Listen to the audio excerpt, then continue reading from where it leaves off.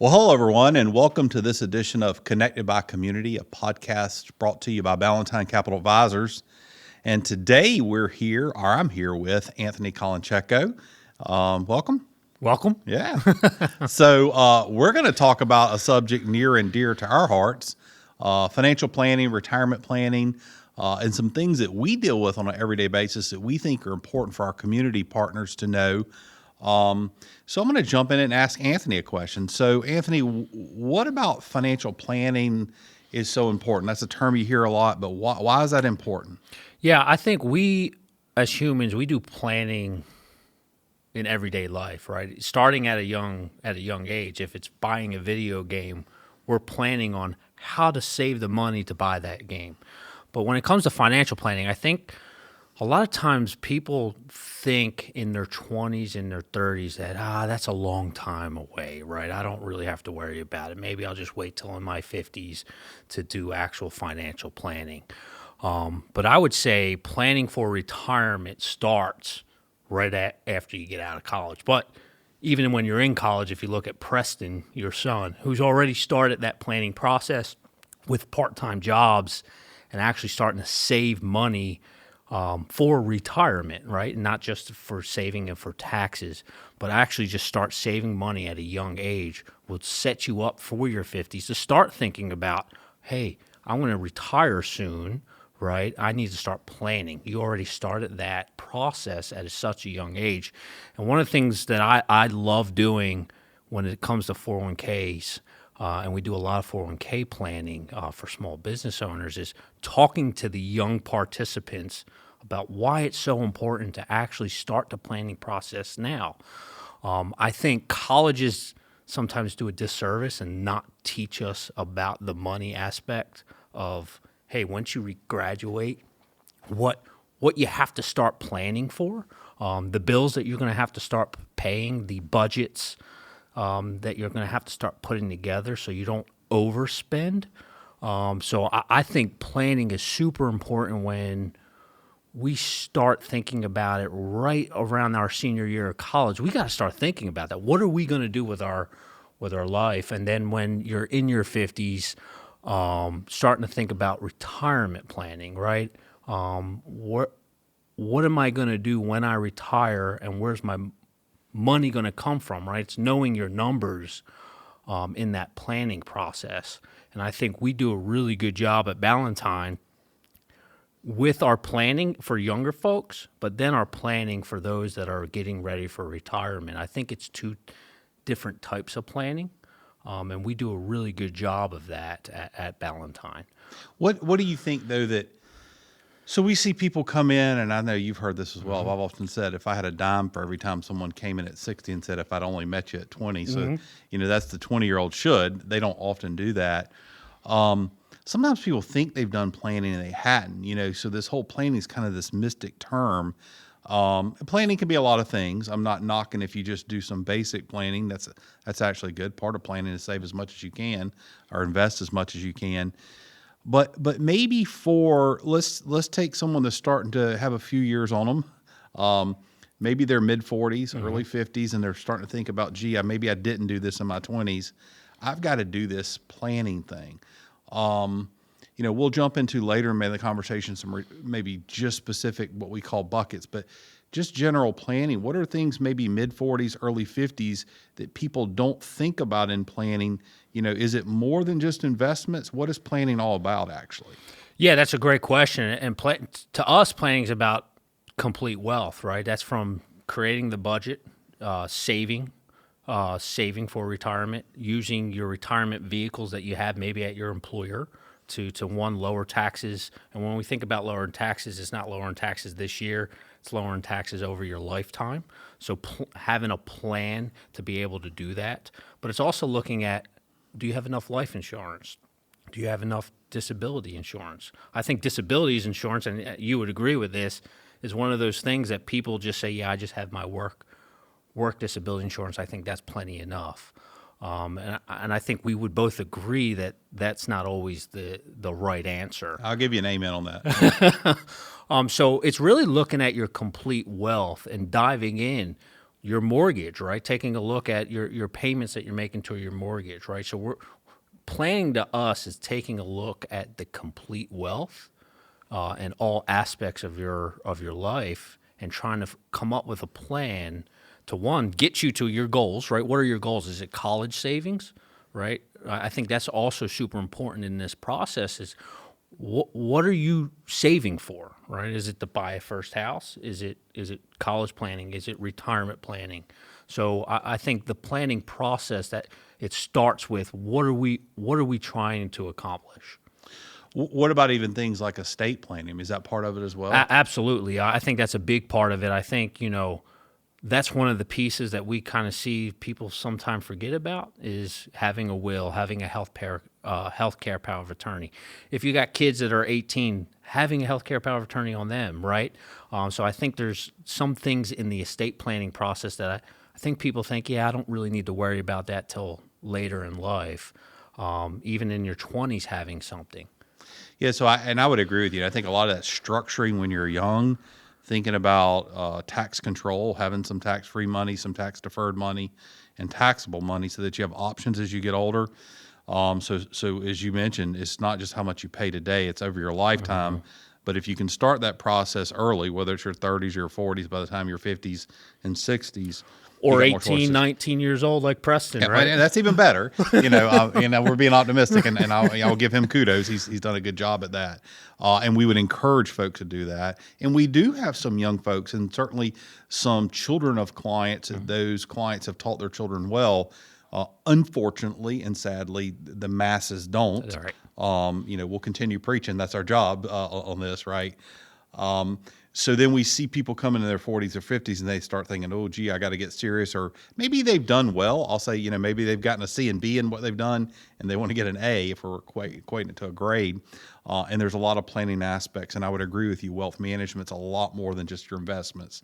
It's your taxes. It's your legal structures of estate planning, yep. Beneficiary planning, even the gifting, how you gift, where you gift. As I always say, gift problems to charities and children generally.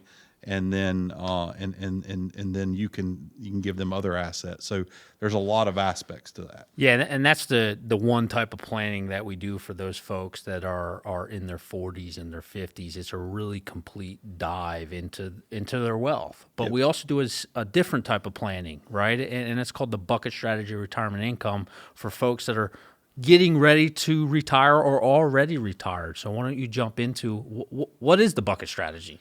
Yeah, so great question, and it's really one of kind of our bread and butter things that we do. Chapter 4, I believe, in my book, Wealth on Purpose, we kind of really dive into that. And the buckets are just meant to be, different ways of segmenting your wealth, right? So I often use the kind of cheesy analogy: if you found your favorite food on sale tonight, let's call it filet mignon, and you found the finest filet mignon in the world on sale for 10 cents a pound, you might buy more than what you can eat. So you might put some on the grill, put some in the fridge, and some in the freezer. So short-term, mid-term, and long-term storage of that. And I would submit to you, your wealth or your income, especially as we go into retirement, should be, could be, and we do think of it in that way.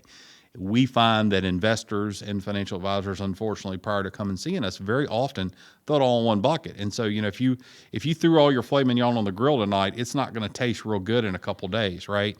Probably won't taste good after a couple hours. So storage of your money is just as important as storage of your food. And I think that's a really good visual for people as you're riding down the road. Listen to this just to get in mind. Again, encourage you to take a look at that book or come see us, because you can see visually right there in the book on chapter 4 how we outline that graphically, but then putting a plan together like that. So we think it's critical because it helps you make good decisions. So we also call that purpose-based investing or purpose-based wealth. And it allows us to have a fundamental philosophy of every dollar has a purpose. And I always say, whether you've assigned the purpose or not, it has a purpose, right? And so if we can, with meaningful, thoughtful, purposeful planning, have a purpose, we've decided how much needs to go on the grill, how much in the fridge, how much in the freezer, and we'll have the best outcome, and the food's going to taste the best, right? So that's how we start that process, and it allows us then to make wise investment recommendations, wealth recommendations, tax recommendations, even estate planning recommendations with someone's wealth when we know what's the purpose, where's the money, have we put it in the grill, refrigerator, or freezer? And just, in this podcast, because of the brevity we have here, that grill is going to be conservative assets you're living on. In other words, what I mean by that is stuff you're consuming in a short amount of time. It's not going to probably be the stock market or equity type of investments. That midterm might have a little mixture, more moderate, maybe some guarantee type assets, depending on what you're trying to accomplish. But for us, it's usually stuff you're going to spend in years 6 to 10. And then 10 plus is going to have to beat inflation. So that's going to be your long-term stuff. And even if you're 65, 75, 80, if we're planning on living 10 or more years, we need some stuff to combat inflation. So we can't most likely just put that all in some really conservative assets. So looking at those things differently, treating them differently, and not throwing it all in one type of asset, we think is important for someone's wealth. What's the biggest risk of just putting it all in one asset, one bucket? Yeah, so that would be something called sequencing of return risk. And so, if we threw it all on let's say a 75-25 portfolio or a 90-10, meaning 90% stock, 10% bond, and the market goes down and we start taking withdrawals, basically what we're trying to do with that is it's like taking a steak out of the deep freeze and trying to bite on it without thawing it, grilling it, or treating it appropriately.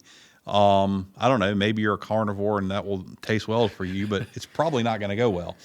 There are many, many times where it wouldn't. And there's a lot of strategies that can help mitigate some of that. But time and time again, bad sequencing of return when I'm retired or I'm a retiree can cause problems. Because if you think of it this way, let's just for round numbers, say you started with $1 million.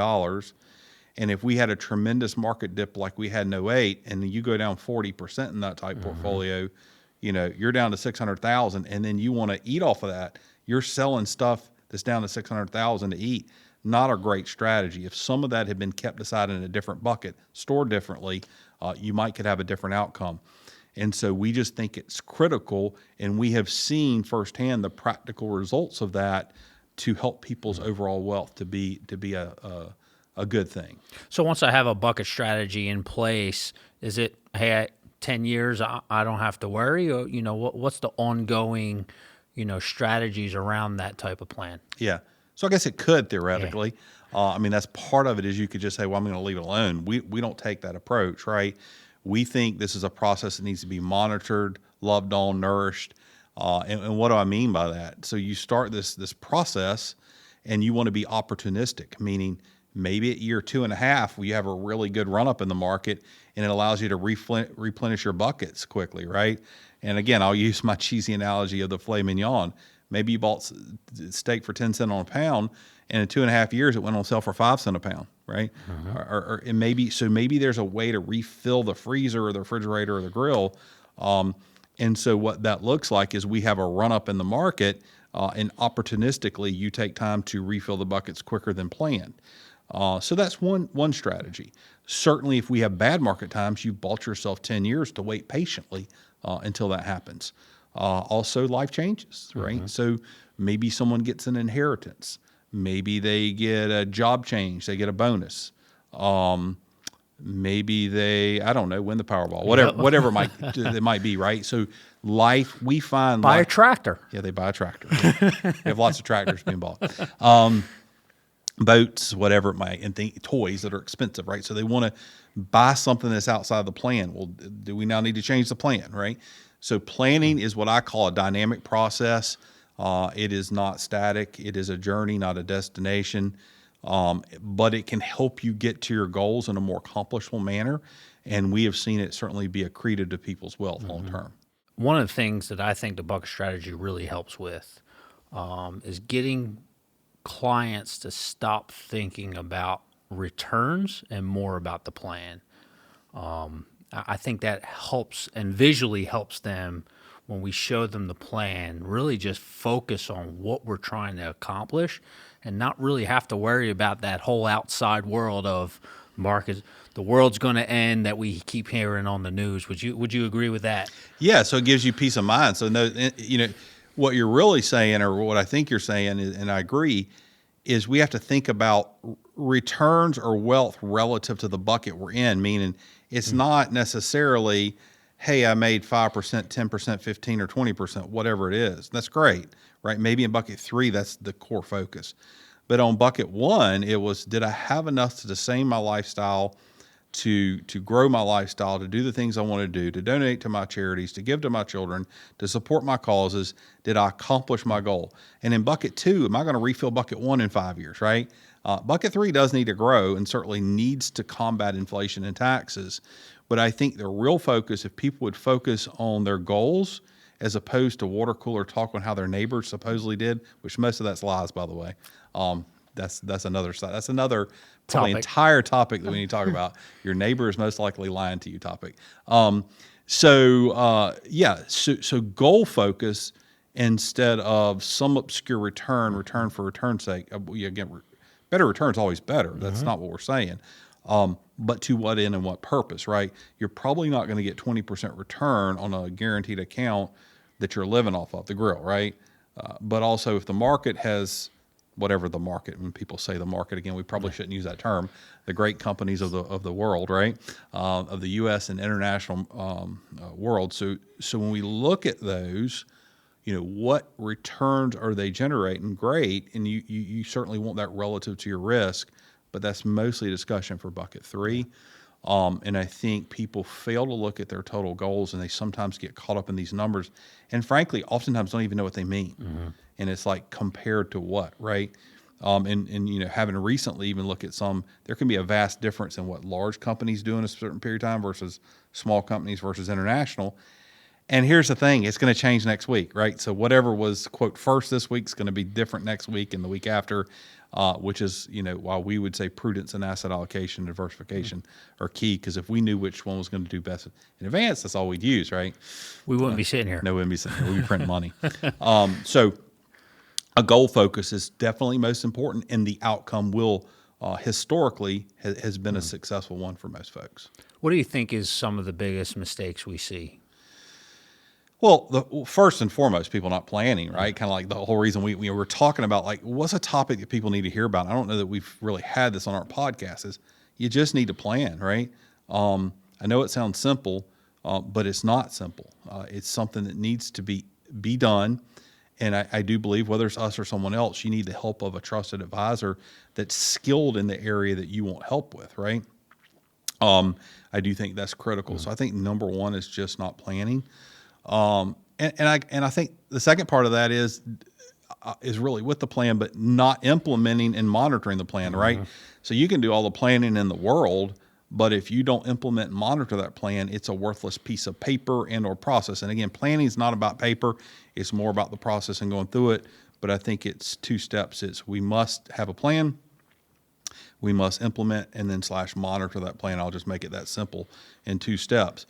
And those things, unfortunately, with too many Americans, are skipped. Yeah. So I think that's critical. And I guess I'd ask you one more. What do you think maybe folks are missing out on, you see in the market, that we do well, not that other folks can, but like what are some things that people miss in planning, when they go to their ABC brokerage shop or, whatever out there? We're not going to pick on any other names right now, but that we see coming in and missing in the marketplace. Yeah, I think the first thing is, when folks think about financial advisors, they automatically go to investments, right?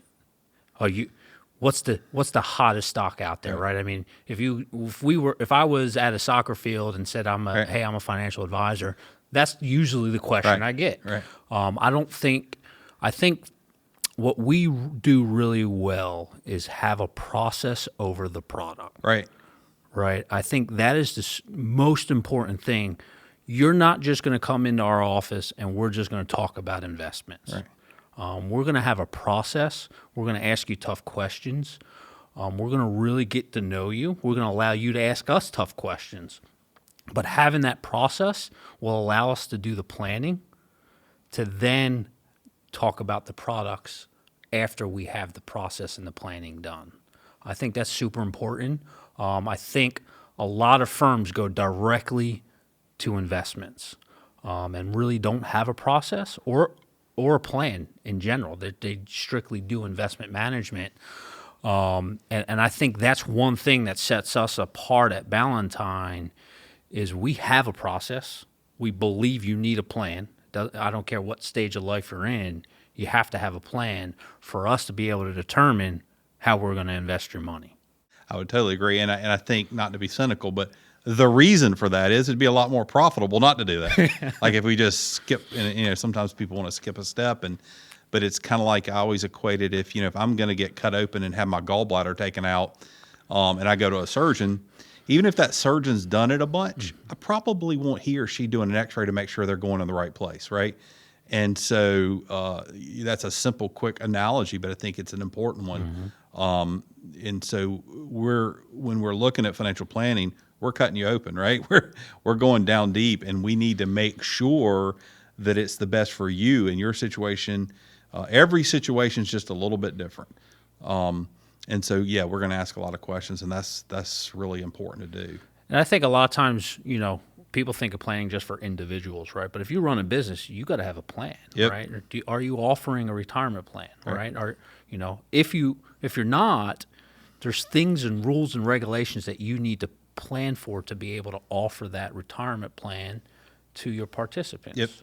Do you have a plan to help your participants? I think we see this now with, the younger generation. What's the offering you're going to offer as an employer? You better, if you don't have a retirement plan, you might want to start thinking about having that plan in place to start bringing in more and more employees. Yeah, for sure. So, Anthony, if people wanted to find out more about Ballentine Capital Advisors or financial planning, how could they reach out to us, or how could they find us? Well, we are on all social media, LinkedIn, Facebook, Instagram. You can find us at BallentineCapital.com. You could email us at wealthteam at BallentineCapital.com. But we also have a book. You have a book out. So why don't you tell people how they can find their book? Our book is about planning, right? This is about our process and what we do. So why don't you talk a little bit about where they can find your book and what chapter is the planning chapter? Yeah. So if you want to find the book, it's called Wealth on Purpose. You can find it on Amazon. Would love for you to take a look at that. And it tells you about our process and what we do and really how to have wealth on purpose. And it really outlines the whole financial planning process from A to Z. It was written to help people, whether you've got 300,000 or 30 million. And I think it's written in a way that's very readable in a short amount of time, but I think it can be helpful for sure. So we'd encourage you to do that and certainly help people with planning. So anything else you could think about planning that we're missing? I think that was it. I think this was super important podcast for us to kind of get out there to, one, explain what we're actually doing at Ballentine, but to get the point across that it's so much deeper than just investment management. And you would agree, we get folks that come in and that's all they want to talk about, and it's a deeper conversation. Yeah, for sure. And oftentimes once they leave, they're very thankful that we have.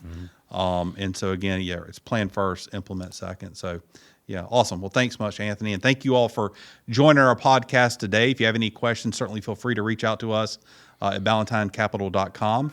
Until we see you next time, go out and make our community great.